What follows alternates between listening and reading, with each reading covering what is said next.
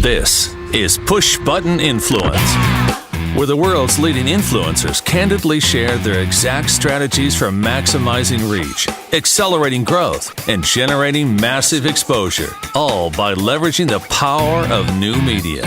You can become the next Larry King, Oprah, or Howard Stern. All you need to do is broadcast your brilliance. Push Button Influence teaches you how. Here are your hosts, Alex Mandossian and Steve Olsher. All right. Welcome, everybody, to another edition here of Push Button Influence. Man, I'm excited for this and super excited. If you're listening to the podcast version, you probably have no idea what the heck I'm going to talk about here, but Blab got a little bit of buggy on us, but it's good now, and super awesome to have my co-host extraordinaire, Alex Mandossian, sitting there on the other side. I think if I point that way, which is the opposite way of how I think I'm supposed to point, because then on the recording it goes the other way.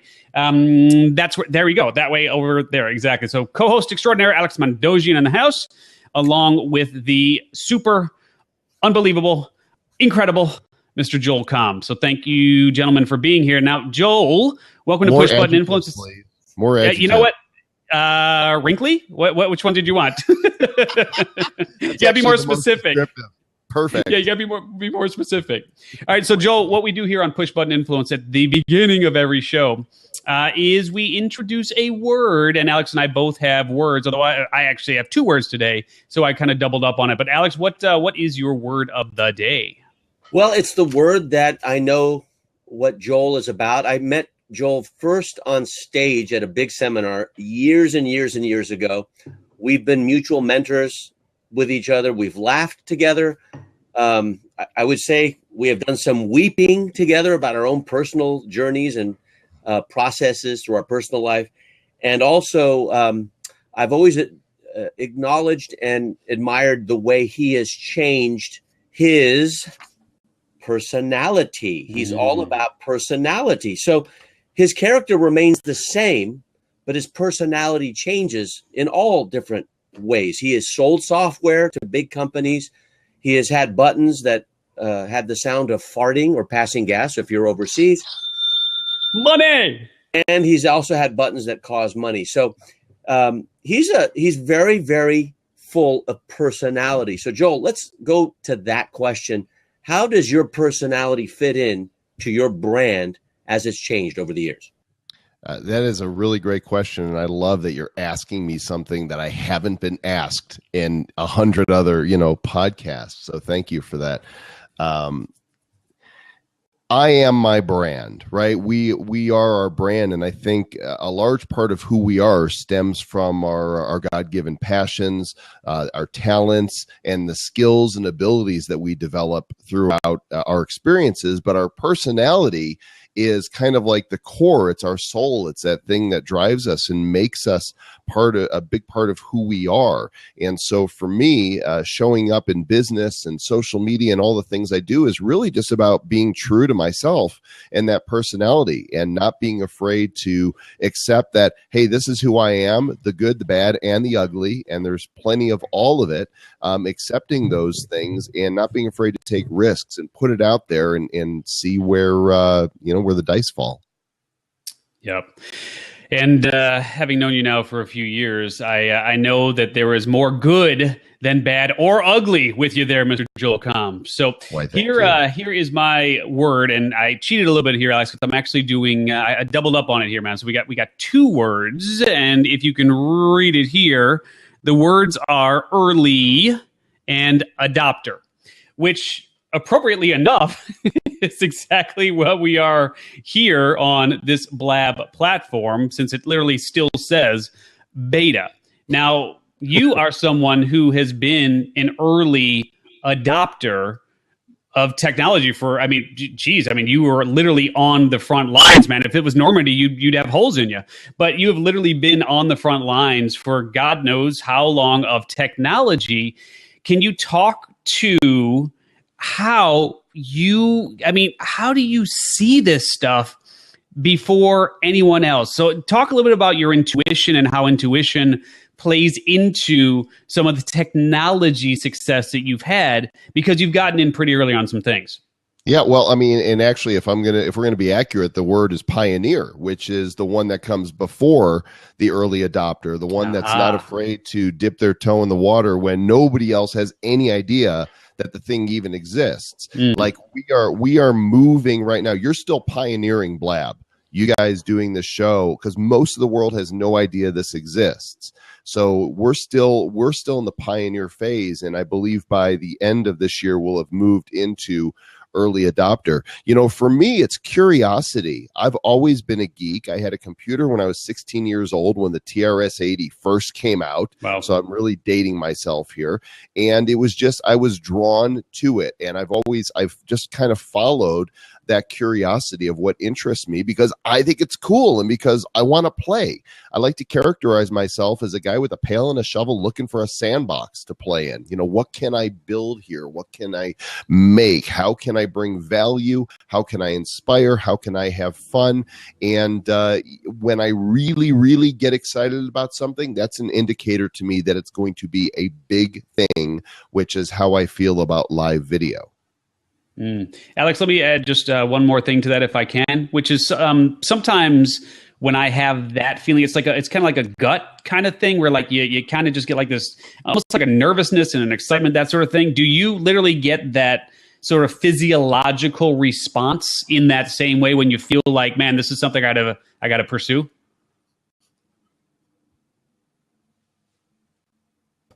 Did I lose you? Can you hear me, Steve? I can hear you, Mr. Mandossian, perfectly that was a question, well. Alex. Oh, no one heard the question. All right, so let's try that again. What was the? That was actually to you, Joel. So, I thought it was to Alex. No, that was totally to you, Joel Comm. Do you need me to repeat the question? The question, forget it. Alex, go ahead, man. I'd like to buy a vowel, please. Okay, here's who I want to talk about. Okay, usually we sidestep these folks like they don't exist, but they're out there. Howard Stern has them.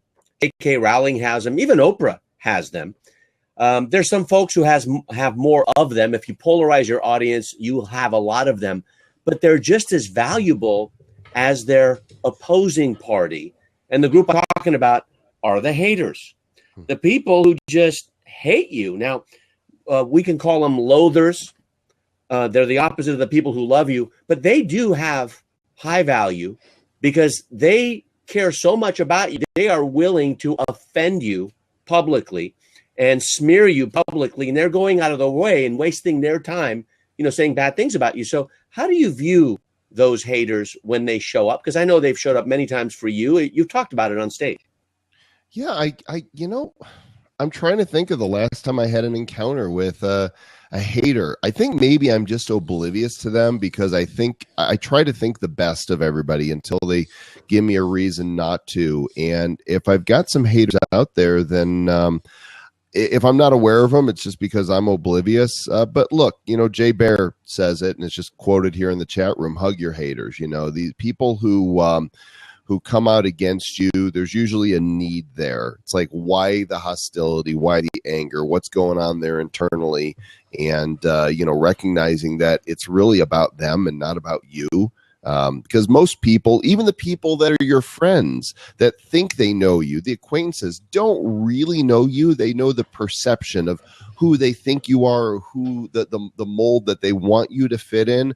But, our real true selves is only truly known to those that are closest to us, that experience us on a daily basis, through conflict, through the regular issues of life, not from the stage, not from our books, not from our podcasts. And we can be as transparent as we can, from here to here.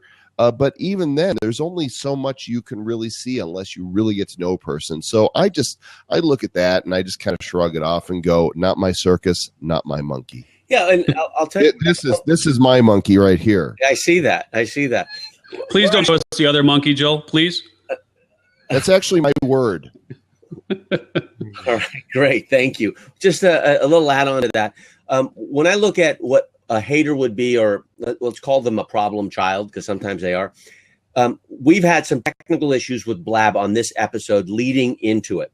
they could be evangelists. They could be raving fans of Blab. And then with one issue, when all this technology has to have so much to be, working for it to even work, this is a miracle what we're doing right now. But one thing goes wrong and all of a sudden, bam, they don't believe in Blab, or bam, they don't believe in Hangouts, or bam, they don't believe in someone because they fell from grace once. And all of a sudden, that they were perfect up until, that one point. So has that ever impacted the way you do business? Do you ever acknowledge those folks publicly, or just if somebody has a legitimate gripe, legitimate question, legitimate issue, then I try to address it. If I address it to the best of my ability and they still come back and are antagonistic, I'm done. There's nothing else to say, because now you just want to fight with me and you want to argue, and guess what? I'm in control of me. I have healthy boundaries, and you don't get to make me dance to your music, and that frustrates me even more. You're right. Yeah, point well taken. So let's talk for a second about this platform and social media in general. First and foremost, do you consider live streaming to be a part of social media, or is it a separate animal altogether? So live video, which is the term that we're now moving towards, partially because Michael Stelzner insisted on it, and it's actually sticking. We were calling it live mobile streaming video apps. It's like there's all these different words for it, and I'm going to settle on live video with it. I think that live video is the most social of the social medias. I think it takes the components of social, the online interaction and engagement, and bringing the real time face to face to it makes it the closest we can possibly get to being there. Like, unless I was in the same room with you guys, and you're not even in the same room, right? You're in different locations, somewhere in California. He's right there. We're right here. We're face to face, and we're having a conversation. And that's what social was always intended to do, is to create a venue to encourage and spark and enhance conversation. Now we're doing it. And we're doing it in a way that hasn't been done before effectively. I like to look at Blab, and I categorize it as what Google Hangouts wanted to be, but didn't quite pull it together. Gotcha. And so to that end, you had Periscope, you had Meerkat come out right around the same time. Now, you got on the Meerkat bandwagon as an evangelist originally, correct? Well, I was a user. So I've actually been live streaming, doing live video since 2008. When Ustream.tv came out, I was doing the Joel Comm show from our offices every week. And we had a big monitor in front of our desk in the studio, and people would chat just like they are here, and we would engage with them. But what happened, and then there's been a couple apps before that, apps like Hang With, have been out that let you do live video for the last really almost 3 years now. But what happened is something happened in February of last year when Meerkat hit, and it was the perfect storm of mobile being mass adopted, where everybody had the devices, and the bandwidth being big enough to allow live video, and the apps being simple enough so that anybody can use them. And so right before South by Southwest last year, I picked up on Meerkat. It was at South by that it really blew up. And then a couple months later, we had Periscope, and the rest is history. Yep. Alex? I want to talk about apps, because that's one area where you really are ready, fire, aim. We've done some mentoring around it. We've also talked about how to monetize it. When it comes down to apps, it's about progress, not perfection. If you're going to be a perfectionist, get out of the technology business altogether. It's just not going to work. You're going to die of a nervous breakdown. So let's go back to developing an app, and then I'm going to ask you what some of your favorite apps are. My favorite one that you've referred to me is WordSwag. Just love it. Love how it's just so simple and easy. But just if you're an app developer, okay, what are some of the mindset or inner game pieces that are necessary to make some money from it, because you've been down that road? And then just share a few apps that you really are excited about, and people love hearing those because they go right away and get them. And that way, it's not a commercial from us. It's just your recommendation. Yeah, well, yes, word swag is still a favorite of mine, but right now I'm going to talk about two apps in particular, and one of them might surprise you. It's Snapchat. Snapchat has become, in the last 3 months, my go-to app and my go-to social network. It is the thing I use first thing in the morning, and before I go to sleep, it is the last thing that I check. It took me a little bit to understand it. There was a little bit of a learning curve in getting what it really is, because for the last year and a half, I thought it was all for kids and perverts. Well, I'm sure that both of them are still there, but I'm not encountering them, and I'm having an incredible time creating content and interacting with others on Snapchat. So that's number one. If anybody wants to follow me there, at Joel Comm. The other one is one I just encountered yesterday, and I don't know if it's going to stick or not, but Brian Fanzo talked about an app called Anchor. Have you guys heard of it yet? Negative. What is it? So Anchor, it's an iOS-only app, and I actually did a live stream about it today. You can find it in the App Store. The easiest way for me to categorize it is micro podcasting. So Twitter was micro blogging. You had 140 characters initially to share your thoughts.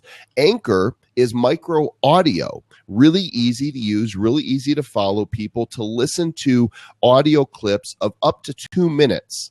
So you can record up to 2 minutes, and you can reply and you can comment on them, but it's all audio, and it's really interesting. So when you guys get a chance to get on it, jump on to Anchor, follow myself and these fellas as well. And I think that both of you being broadcasters, it's going to connect with you as well. Now, whether or not it's got legs, I'm not sure. There's some issues with it in terms of how much audio can you consume, right? Because we read much faster than we listen. And there's some issues involving that. But as a content creator, I looked at this and I thought, what if I put music on at the same time that I'm doing my my Anchor? They call it a wave, and I put it in a format. So I called it the Anchor Minute with Joel Comm, and I put it out there, and the response has been great. I'm like, I could do that for a minute a day.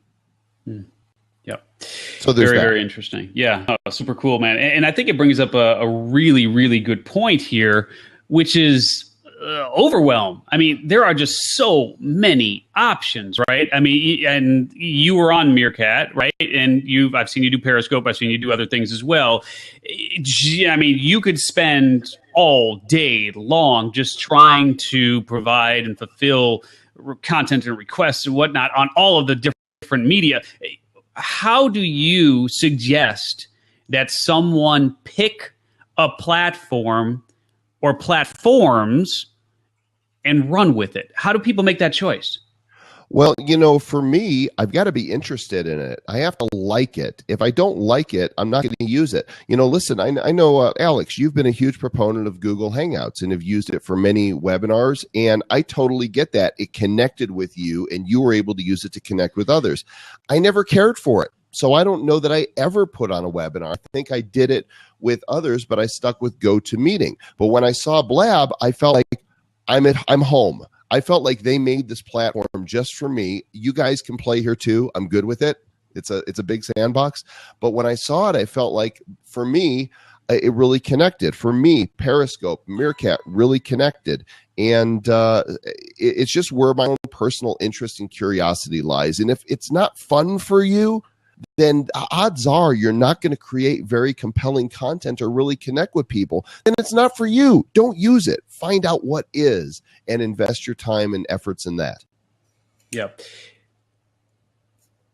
Yeah. Go ahead, Alex. Go ahead. I like the speechless passing of the torch. This is a thank you. Give me a high five. All right. Thank you. Just as a disclaimer, and many people watching, are followers of mine. They go, you mean Google Hangouts? They're not relevant anymore? Or that was even a question that came in. Let me cut straight to the chase of my experience of what the preferred platform is to broadcast your brilliance, because that's what push button influence is all about, having a preferred platform. Now, I'll tell you why Blab is not my preferred. I use it every Wednesday, but the reason why it's not my preferred is because this 4-up scenario doesn't allow me to repurpose exactly the way I want, because there's no cameraman, because there's no lower third, and I don't look like a citizen reporter, because its purpose is different than Google Hangouts. Exactly. I can syndicate, I can simulcast, I can do all that stuff, I can repurpose, I can podcast off of it, but it is missing a few things that I need as a virtual presenter that Google Hangouts has. Now, webinar, go to meeting, or go to webinar, or whatever, all the other webinars, this, that, they're not connected to social media or new media. They're kind of like a silo, like a teleseminar bridge line. So that's why I choose, Hangouts, but it doesn't mean it's better or worse. It's different. It's different. Now you choose Blab, and I remember when you said you got to try Blab, you got to try. And my first response was, this was maybe 6 months ago. It was several months ago. Yeah. Yeah.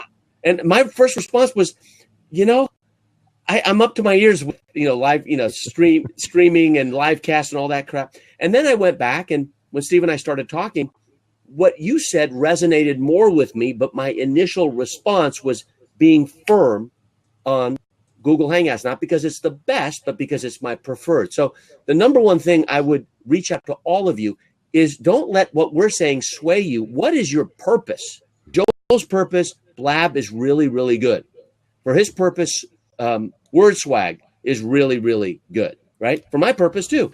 So what is your purpose? And from that intention, move on to the next decision. Now, buggy technology, it's annoying. We had it before we just started, and we were going to make a decision. If we got disconnected, that was going to be it. So far, knock on plastic, knock on mice, we're doing good so far.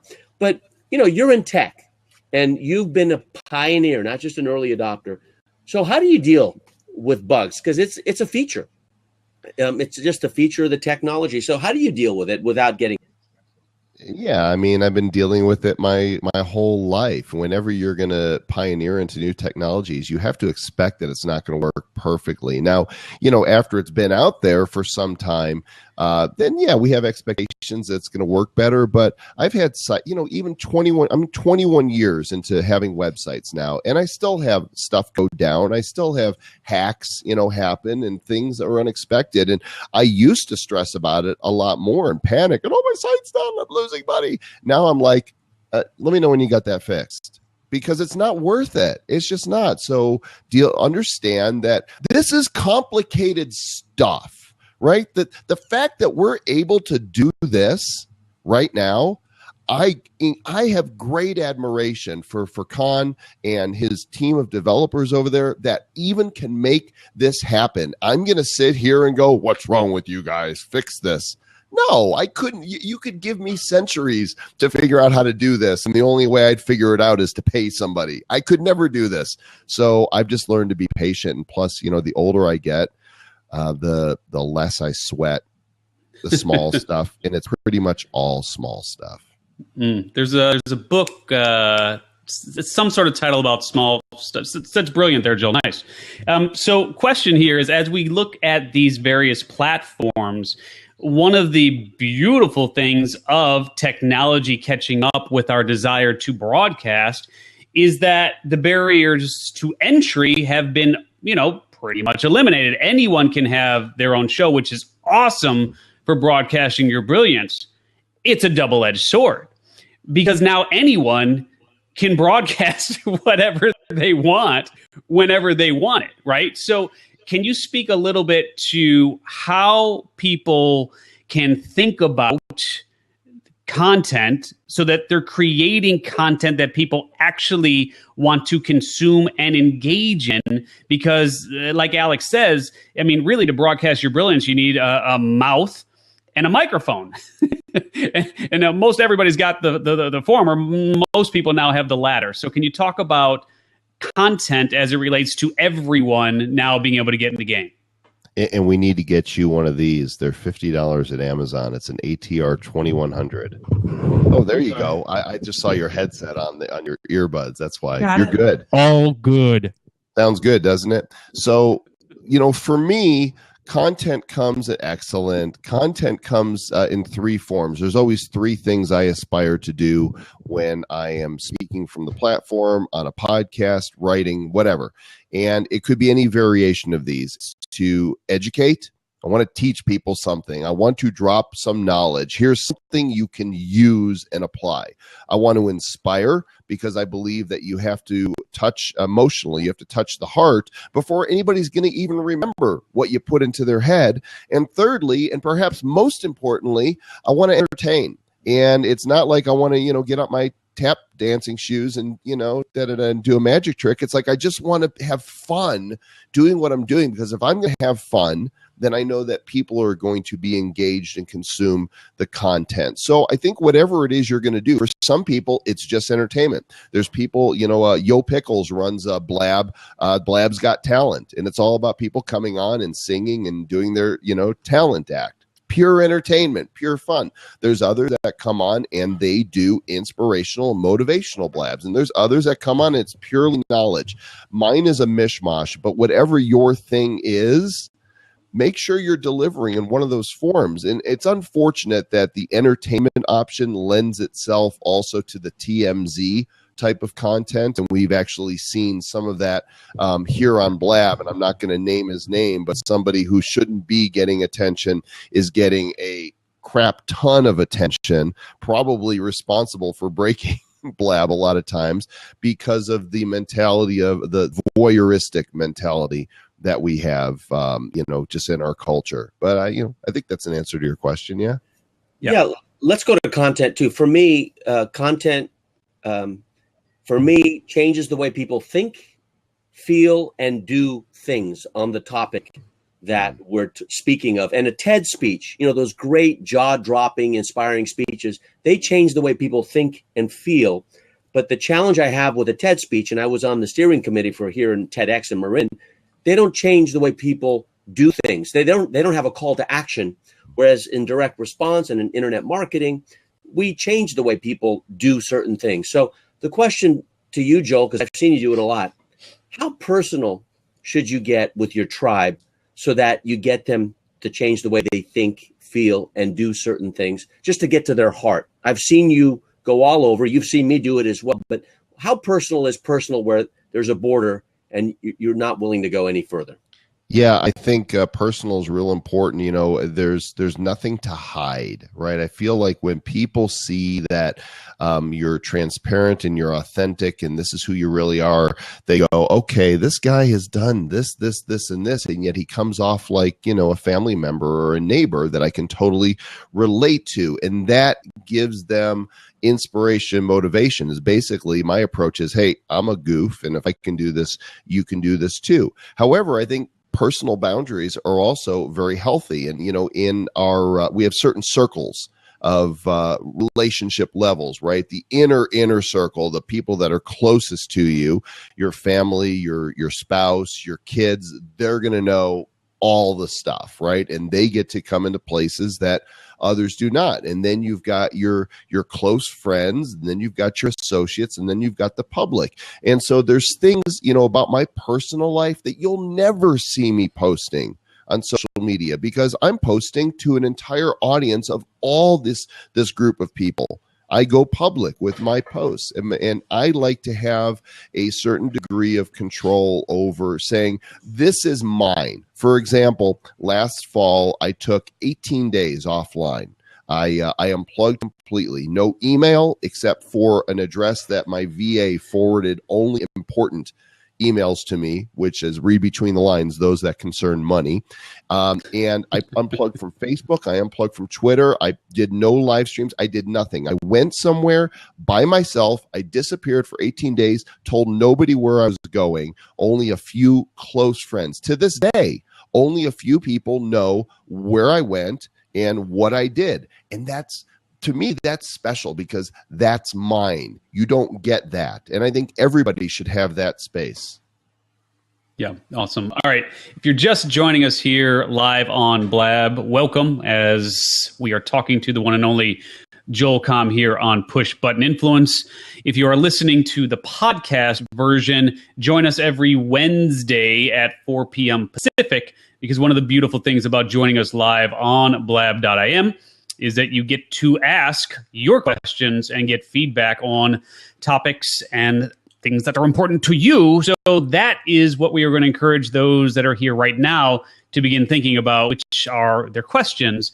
And you're going to use /Q before your question in the chat box there. And then when you hit return, it will post in the queue for us, and we will get to your questions in the green room, which is the bonus here of joining us live, is you get to be in the green room with us before and in the green room with us after. So do try to join us live every Wednesday at 4 p.m. Pacific. Now, Joel, My is more like a light camel color. It's not green. Yeah, all right. Well, and mine is more sort of push button influence blue. I never actually noticed that, Alex, behind me there. Next to Alex, though. Alex has like a bamboo plant over there or something that's kind of greenish. So yeah, it is. That would be our green room right there. Okay, so let's ask this question, which I know a lot of people have a concern about, and I think you may have alluded to it earlier, though I'm not bright enough to read between those lines. But with new technology and getting it on the map in terms of the mainstream, I mean, you can think back to the VHS and the DVD and so on. You know the industry that put those technologies on the map, which begins with a P and there's an O and R and then an N at the end. Is that something we need to be concerned about, both for just general live broadcast? And then what about sort of the gatekeeper in terms of what's going to happen on that front if kids can come on to Blab or Periscope or Meerkat and they start seeing things that they shouldn't see until they're much, much older? Well, that's already been happening for years, and to me, it's really hard to legislate morality. And as much as I am very much opposed to any child, even teenagers, being exposed to that, the responsibility becomes the parents. And I think we've got a real failure in the way many parents are incredibly permissive, giving their kids devices when they're very young and allowing them to do whatever they want without setting boundaries. You know, we set some really great boundaries with our kids. Now they're young adults, 24 and 21. They've grown up to be fantastic people. We monitored what they were doing. We monitored their time online and on the internet. And of course, they didn't have the apps when they were younger, which makes the job and the responsibility of parents even more important. Parents, you cannot be lazy. You have to know what your kids are doing, and you not only you have the responsibility of limiting what they're doing and determining which apps they can and cannot use and finding out what kind of trouble they could potentially get in. There's nothing that's going to stop the porn industry from doing what they're doing, and they're going to be leading the way in the new technologies like virtual reality. It's going to get pretty crazy. So parents, do your jobs, because your kids are only kids for a certain period of time. And once that innocence is gone, it's gone forever. Amen. Alex? Uh-oh, muted. There we go. I'm unmuted now. So let's speechless. That happens often. So what's the future? We have a lot of questions. So this is a good prediction point in the Blab conversation. What's the future of live streaming? I like live streaming instead of video or audio or whatever else. So just assuming we call it live streaming. Right now we're live, we're streaming, and it's in either audio or video, and sometimes it's both. Where do you see us ending up, Joel, 3 years from now, which is like 21 years in Earth years? Well, this is it. We are arriving with Periscope, with Blab, with Facebook Live, with the Periscope integration on Twitter. We are finally at that place where on-demand video, which we have been trained as consumers to consume via Netflix, Amazon Prime, Hulu, what we want when we want it. You know, it was DVRs before. I don't know about you, but I've canceled cable. I canceled it a couple of years ago. The only cable I have running in here is a very thick internet pipe that gives me 100 megabytes per second. Like it's awesome. But no TV. Don't need a network television here because we want to watch what we want to watch when we want to watch it. Here's what blows me away. That there is a room full of people that are here right now watching us live. There are, I don't even know how many hundreds of thousands or millions of people around the world that are watching some stream on Periscope or some other live video platform, choosing that as not only as opposed to network television or cable television, but instead of Netflix, instead of Amazon, instead of Hulu. They're choosing this. People want to watch what they want to watch when they want to watch it. And the content is going to rise to the top. So what you're doing, the value you're bringing, you guys have a show. There's going to be people that come and go and start, you know, launching a Periscope, and they're not going to have content and nobody's going to want to watch it. But those that are creating are going to be the leaders. So if you imagine getting into YouTube in 2006, and posting videos and then becoming a YouTube star by 2009 or 2010. This is where we are with live streaming. Is the stars are being created even as we speak. And tomorrow, somebody's going to come online and do live video for the first time. And in a year or two, they're going to have built up this following, and they're going to be known for whatever that content is that they're delivering. And that is when mass adoption is going to start happening. If we are at pioneer phase right now, and I believe 2016 is where we make the transition to early adopter, that still gives us a couple more years, even in internet years, before we start seeing the masses come in. And that's why I like to get in early and become ensconced, positioned, because when the masses come, who are they going to look to? The tribe that's here. Yeah. Steve, let me ask you that question. Where do you think go? We got Joel, and it's pretty accurate, I think. But yeah, my opinion is there has to be a gamification piece, right? I mean, one of the things that I like about Periscope is the fact that at least there is some sort of measurement. Now, we can say it's right, we can say it's wrong. It's an argument for another day. But when you see someone who has X number of followers and X number of hearts, you can kind of deduct, well, okay, this person probably has been on for a while. They must be pretty good. I mean, there's an expression that the masses are the asses. So, I mean, we don't have to get into, a debate around that. But if that many people are hearting what they're doing, then, maybe they actually are pretty good. But here on Blab, it's interesting because, like the props. I mean, like, give Joel some props, right? I'm like, click on the screen, get those hands going, right? And like, you've got the bar set pretty high here, man. We had Johnny Lee Dumas on. He got 125,000 props. The bar's kind of high right now, but they don't go anywhere. So it's not like it goes into your account. So that Joel Comm on Blab has, 28 million props, right? Or something, so that there's a ranking. I guess, Alex, in answer to your question, I believe that the future of this medium, if you will, is going to be largely dependent on figuring out how to separate the good from the bad. And this is what we talked about barrier to entry earlier. And I think that is one of the ways to see if someone is good and legit or if they're not.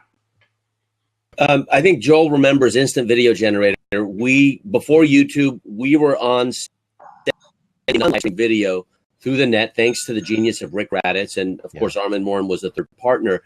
I think where it's going, and nobody asked my opinion, but I'm going to give it anyway. I think where it's going is we're going to get more aggregated platform-based live stream. What does that mean? That's the best words I can think of, what Blab is and what Periscope is. See, Google doesn't really do it well with G Plus and with Hangouts, but Blab, man, the people in this Blab can bring people on. That is massive. You can do it through Twitter and you can do it through Facebook. I think you're going to see a lot more of that. And the reason that's so exciting is once someone has good content or strikes a nerve, then you can have instant nichification where you have an instant celebrity like a Bieber or someone on YouTube that all of a sudden became a hit, and it's not just going to be led to chance. That's a direction it's going. Yeah. And I think in the next 2 to 3 years, we're going to see more platforms like Blab where you have millions of people and you can pull them in to the chat and to the streaming video or audio. Yeah. All right, Joel, a couple more questions here, and then out of respect for your time, we're going to drop into the green room so that all of our wonderful people who are with us can ask you their questions. One more thing that I have to ask you here before we go into that green room is, can you talk a little bit about this word, which is the word pivot? Because that is something that you have been able. Yeah, thank you for doing that. And for those who are listening to the podcast, you have no idea what we're talking about, but everybody's turning around here. So talk about pivoting, because that's something that you have been able to do throughout your career. When do you know when it's time to cut the rope and pivot into something else? Well, usually the signs are there, right? God in his way, says, stop that. Usually the doors close on an opportunity. And if I'm, not half thick in the skull, I get the message. And I've actually, I've been looking for what is that next big thing. Since I came off my sabbatical a couple of years ago, after letting go of my entire staff of 38 people over the period of a year or so, I went on a 2-year sabbatical, pulled away, sold off some of my properties. And Steve, your event was one of the first ones that I spoke at it again when I came off that sabbatical. I've been dabbling in a lot of different arenas. I've been writing books. I've been helping others write books and put a couple products out there, but I had not found that thing that I was passionate about. And I've got to tell you that when this live streaming and the app showed up, I got excited. When Blab showed up, I got excited. I started creating content. So the pivot happened naturally just by following my curiosity. And I'll say this, I have not been this excited and so certain about the future of a technology since I developed my first iPhone app in 2008. And I knew then that iPhone apps were going to be big. And I'm telling you right now that live video, whether it's Blab, Periscope, Facebook Live, or even Snapchat, which I'm calling live because it feels live to me, the masses are going to come to it, and I want to be there when they do. Yeah, awesome. All right, so Alex, you want to wrap things up here on the podcast version? One more question.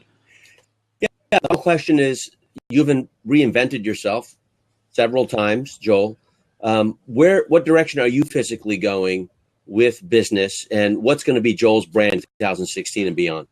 Yeah, well, it's really interesting because I tend to not think, okay, where can I go and make some money? I look at what I'm interested in, and then one day I wake up, usually because a friend says, everybody wants to know how you're doing this.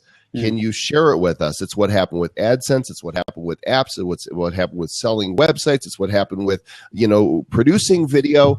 And I got asked to do the opening keynote at Periscope Summit last month in San Francisco. I'm doing the keynote panel on live video at Social Media Marketing World. And then I'm immediately doing another session just on Blab. Live video is my thing. And I'm actually launching a product because I finally got it through my thick skull. This is what people want. On March 8th, we're going to be launching the Live Video Revolution, which is going to be training about all these platforms, how to create shows, how to get an audience, how to market. And I'm super excited about it. And clearly, I'm going to be camping out here for some time. Terrific. All right, so here's what we're going to do, ladies and gentlemen. We're going to give you, those who have joined us live here on Blab.im, an opportunity to ask Joel your questions. So this would be the opportunity to use /Q at the front of your question and then hit return there in the chat box. And we will get to your questions in just a few moments. So don't go away after this fancy exit music that we are going to play here. But I can tell you that from my perspective, having seen you do what you've done now over the years, man, it's an honor and a privilege to have you here on the show.